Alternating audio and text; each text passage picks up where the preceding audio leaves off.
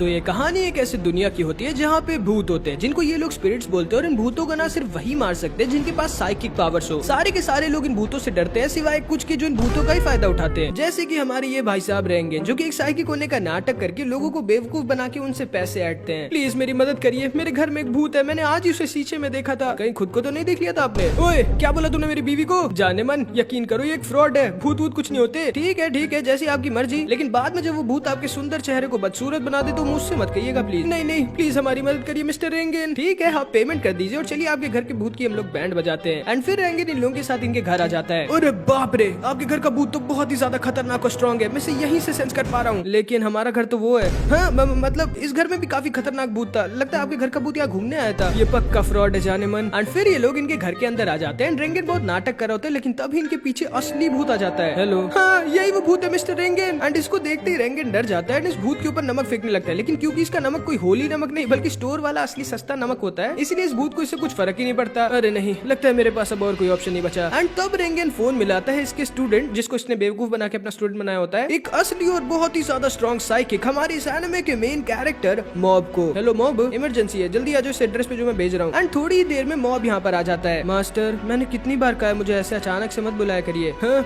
ये बच्चा मुझे मारेगा। एंड मॉब इसे तुरंत ही अपनी साइकिक पावर का यूज कर आसानी से खत्म कर देता है। एंड ये मॉब ना भाई समझ लो इनकी दुनिया का साइतामा होता है, हद से ज्यादा स्ट्रॉन्ग साइकिक, लेकिन बिना किसी दोस्त, बिना किसी इंटरेस्ट, बिना किसी पर्सनैलिटी के। इसे ना इस दुनिया में कुछ भी इतना अच्छा नहीं लगता सिवाय एक लड़की के जिसका नाम सुबोमी होता है, जिससे हमारा मॉब एकदम सच्चा वाला प्यार करता है, जो कि इसके बचपन की दोस्त होती है। एंड हमारा मॉब ना बहुत ही ज्यादा स्ट्रॉन्ग साइकिक होता है, लेकिन इसकी बॉडी बहुत ज्यादा वीक होती है। एंड ये रेंगन के अंदर काम कर रहा होता है, जो कि इसे पर भूत को मारने के, चाहे वो भूत जितना ही स्ट्रॉन्ग क्यों ना हो, 300 रुपए देता है। बॉस, वो भूत इतना वीक था तो आपने उसे खुद क्यों नहीं मारा? वो क्योंकि मुझे डर था कि अगर मैं अपनी पावर्स का यूज करूंगा तो कहीं ये पूरा शहर न उड़ जाए, इसलिए। एंड हमारे मॉब के पास सबकी तरह एक मम्मी पापा होते हैं एंड एक छोटा भाई भी होता है जिसका नाम होता है रीत्सु, जो कि बहुत ही ज्यादा स्मार्ट, हैंडसम, इंटेलिजेंट होता है, लेकिन एक साइकिक नहीं होता है। एंड कहते हैं ना जिसके पास जो नहीं होता उसको वही चाहिए होता है। इसलिए मॉब चाहता था कि वो रीत्सु की तरह इंटेलिजेंट, स्मार्ट हो जाए, और रीत्सु चाहता था कि इसके अंदर भी मॉब की तरह साइकिक पावर्स आ जाए। अरे नहीं, ये क्या, आपके ऊपर तो बहुत ही खतरनाक भूत है, इसीलिए आपको इतना थकान और शरीर में दर्द हो रहा है। मैं आपकी मदद कर सकता हूँ उस भूत को मारने में, बदले बस आपको थोड़े से पैसे देने होंगे। एंड रेंगन ना भाई एक घपलेबाज के साथ साथ एक बहुत ही बढ़िया मसाजर भी होता है, जो कि लोगों की ऐसी मसाज देता है कि लोगों की सारी थकान, सारा दर्द खत्म हो जाता है। सबको लगता है कि सच में रेंगन ने इसके ऊपर के भूत को खत्म कर दिया है। बॉस, मुझे एक बात करनी है। हाँ मॉब, क्या हुआ? यार ये अपनी सैलरी बढ़ाने के लिए ना कह दे। मैं सोच रहा था कि मैं कोई स्कूल क्लब ज्वाइन कर लूँ, शायद उससे मुझे कुछ अच्छा लगे। ठीक है मॉब, मैं एडजस्ट कर लूंगा, लेकिन जब इमरजेंसी हो तो जरूर से आ जाना, ओके? एंड फिर हम देखते हैं मॉब को कुराता अपने टेलीपैथी क्लब में जबरदस्ती ऐड करने की कोशिश करती है, क्योंकि इन्हें ना किसी एक और मेंबर की जरूरत थी, वरना इनका क्लब बंद हो जाएगा। एंड कोई भी इनके क्लब को ज्वाइन करना चाहते नहीं था, क्योंकि सबको लगता है पागलों वाला क्लब है। एंड ये लोग ना ऐसा बिल्कुल भी नहीं होने देना चाहते थे, वरना इनको स्कूल की तरफ से जो पैसे मिलते हैं वो बंद हो जाएंगे, और ये लोग जो मजे करते, गप्पे मारते स्कूल के बाद, वो भी रुक जाएगा। लेकिन तभी हम देखते हैं इनके स्कूल के स्टूडेंट काउंसिल वाइस प्रेसिडेंट वहाँ पर आ जाता है, द बॉडी बिल्डर क्लब वालों को लेके। एंड क्योंकि ना अब इन लोगों का एक क्लब बंद होने वाला था, तो इनके कमरे और बजट को ये स्टूडेंट वाइस प्रेसिडेंट इन्हें देने वाला था। लेकिन तभी कुराता कहती है, रुक जाइए, ये मॉब ये हमारे क्लब को ज्वाइन करने वाला है, हमारे पास फिर से 5 मेंबर्स हो गए।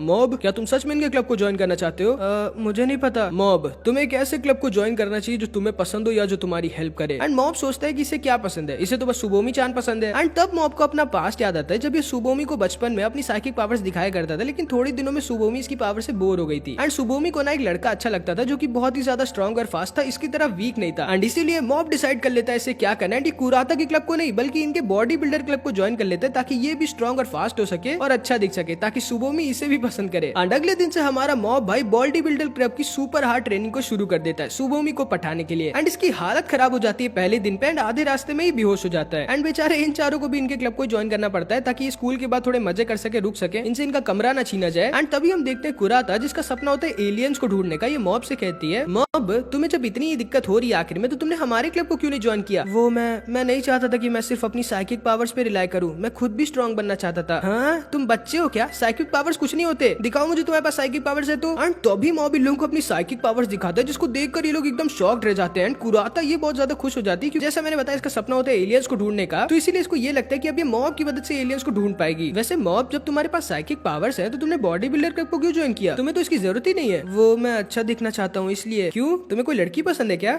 नहीं तो। तुम झूठ भी नहीं बोल पाते, क्यों? एंड फिर जब मॉब घर जा रहा होता है तब रास्ते में इसे एक औरत मिलती है। क्या हुआ बच्चे, तुम इतने दुखी क्यों हो? वो मैं तुम्हें बताने की जरूरत नहीं है, मैं जानती हूँ तुम बीमार हो ना। नहीं तो अच्छा अच्छा हाँ तुम्हारे घर में कुछ दिक्कत है। नहीं तो ओ अच्छा हाँ बेचारे बच्चे तुम्हें बुली करते हैं ना। नहीं तो कोई लड़की तुम्हें पसंद है। आपको कैसे पता? ये लड़का तो कुछ ज्यादा ही बेवकूफ है। हमें सब पता है बच्चे, चिंता मत करो, मेरे साथ हमारे मास्टर के पास चलो, वो तुम्हारी सारी दिक्कत दूर कर देंगे। एंड फिर ये औरत मॉब को लेके लॉल ग्रुप के हेडक्वार्टर्स आ जाती है, जहाँ पे ये एक और आदमी और अपनी क्लासमेट ईची से मिलता है। एंड तभी लॉल ग्रुप का लीडर डिम्पल वहाँ पर आ जाता है, जिसको देखकर ये सारे के सारे बहुत खुश हो जाते हैं और हद से ज्यादा हंसने लगते हैं। एंड ये डिम्पल ना भाई एक फ्रॉड होता है जिसने इन सबको हिप्नोटाइज किया होता है। एंड इसके पास भी साइकिक पावर्स होती है। एंड ये ना ढेर सारे लोगों को अपने ग्रुप में अपनी साइकिक पावर से हिप्नोटाइज करके ऐड कर रहा होता है, क्योंकि इसका सपना होता है भगवान बनने का और पूरी दुनिया ताकि इसका पूजा करे। और जिसको भी हिप्नोटाइज करता है ना वो जोर जोर से हंसने लगता है। डिम्पल पहले तो इस आदमी और मॉब को अपने हिप्नोटाइज मास्क को पहना देता है, लेकिन तभी ईची बोलती है मुझे पता है कि तुम लोग एक फ्रॉड हो और मैं तुम्हारी न्यूज को अपने स्कूल न्यूज़पेपर में छापूंगी। ओह ऐसा है क्या, तुम्हें लगता है मैं फ्रॉड हूँ? तो वो देखो। एंड तभी ये आदमी जोर जोर से हंसने लगता है एंड ये भी इसका फॉलोअर बन जाता है। अब तुम्हारी बारी। एंड तभी इस लड़की को भी ये मास्क पहना दिया जाता है और हिप्नोटाइज कर दिया जाता है एंड ये भी जोर जोर से हंसने लगती है। ईची को समझ नहीं आता कि ये हो क्या रहा है और ये करे क्या। लेकिन तभी मॉब बोलता है ये मास्क मेरी प्रॉब्लम सॉल्व नहीं कर सकता, मैं जा रहा हूँ यहाँ से। एंड डिम्पल को समझ नहीं आता कि इसके ऊपर इसकी साइकिक पावर्स का असर कैसे नहीं हुआ। सारे लोग पकड़ लो इसे, माफ करना बच्चे लेकिन अब मैं तुम्हें यहाँ से जाने नहीं दे सकता। एंड तभी डिम्पल इसके ऊपर अपनी बहुत ही ज्यादा स्ट्रॉन्ग साइकिक पावर्स को यूज करता है, लेकिन मॉब के ऊपर इसका कुछ असर ही नहीं होता। एंड अब मॉब समझ जाता है कि डिम्पल ने इन सबको अपनी साइकिक पावर से हिप्नोटाइज किया हुआ है। ओह अब मैं समझा तुम क्यों नहीं हंस रहे हो, क्योंकि तुम्हारे अंदर तो कोई फीलिंग्स ही नहीं है। क्यों? और तुम्हें लगता है कि तुम्हारे जैसे लड़के को कभी कोई लड़की पसंद करेगी? जिसको सुनकर मॉब बहुत ज्यादा दुखी हो जाता है। एंड अब डिम्पल अपना असली चेहरा दिखाता है एंड ये भी ना असली में एक स्पिरिट होता है। एंड ये ना इन सबसे मॉब को पकड़वा देता है। एंड तभी हमें पता चलता है मॉब के अंदर ना एक इमोशन मीटर होता है, क्योंकि इसके इमोशंस कभी बाहर नहीं आते तो वो इसके अंदर ही जमा होते रहते हैं, जैसे गुस्सा, दुख, खुशी, डर, गिल्ट, जेलसी। एंड जैसे जैसे इसके इमोशन इसके अंदर भरते जाते हैं ना इसका इमोशन मीटर बढ़ता जाता है और जैसे इसका इमोशन मीटर 100 हो जाता है इसका मीटर फट जाता है। एंड मॉब की पावर्स ना भाई कुछ सेकंड्स के लिए 100 गुना से भी ज्यादा बढ़ जाती है। एंड मॉब ना भाई एक अलग ही लेवल पर स्ट्रॉन्ग हो जाता है, मतलब समझ लो कुछ सेकंड्स के लिए गॉड लेवल बन जाता है। एंड अब डिम्पल भी समझ जाता है कि मॉब एक साइकिक है, मॉब के ऊपर ही अपनी पूरी साइकिक पावर के साथ अटैक कर देता है। लेकिन मॉब ना भाई आसानी से बिना ट्राई किए इतने स्ट्रॉन्ग डिम्पल को एक अटैक से खत्म कर देता है, जिसकी वजह से ये सारे के सारे वापस से होश में आ जाते हैं। लेकिन तब तक मॉब वहां से जा चुका था। एंड अब इनके लॉल ग्रुप वालों को एक नया गॉड मिल जाता है मॉब, लेकिन वो कहाँ गया, कैसा दिखता था, किसी को नहीं पता सिवाय ईची के। एंड क्योंकि ईची ना मॉब के लिए इतनी ग्रेटफुल होती है कि मॉब ने इसकी मदद करी, इसलिए ये डिसाइड करती है कि मॉब को फेमस करवाएगी। लेकिन इधर हम मॉब को देखते हैं जो कि बहुत ही ज्यादा दुखी होता है डिम्पल की बात का, जिसपे रेंगन कहता है देखो मॉब, जरूरी नहीं है कि कोई इंसान किसी चीज में हमेशा से अच्छा हो, लेकिन ये भी जरूरी नहीं है कि वो हमेशा खराब रहे। मेहनत करो और तुम कुछ भी कर सकते हो मॉब। जिसको सुनकर मॉब बहुत ज्यादा खुश हो जाता है। एंड फिर अगले दिन हम देखते हैं मॉब के स्कूल सॉल्ट एकेडमी के कुछ गुंडे बच्चे एक दूसरे स्कूल विनेगर एकेडमी के गुंडे बच्चों को पीट देते हैं, जिसपे विनेगर एकेडमी के बच्चे टेरू को बुला लेते हैं, जो कि अकेले इतने सारे गुंडे बच्चों को आसानी से हरा देता है, क्योंकि इसके पास भी ना मॉब की तरह बहुत ही स्ट्रॉन्ग साइकिक पावर्स होती हैं, जिसका टेरू सिर्फ और सिर्फ अपने फायदे के लिए यूज किया करता था। एंड फिर इधर हम देखते हैं मॉब जब उठता है तो इसके सामने घोस्ट स्पिरिट होता है, जिसको मॉब पीटने लगता है, जो कि कोई और नहीं बल्कि डिम्पल ही होता है, जिसको मॉब ने हराया था। प्लीज मुझे मत मारो, अब मैं अच्छा हो गया हूँ। मैं पहले एक गॉड बनना चाहता था, लेकिन अब मैं बस तुम्हारे साथ रहना चाहता हूँ। चलो हम लोग साथ में इस दुनिया पे कब्जा करते हैं।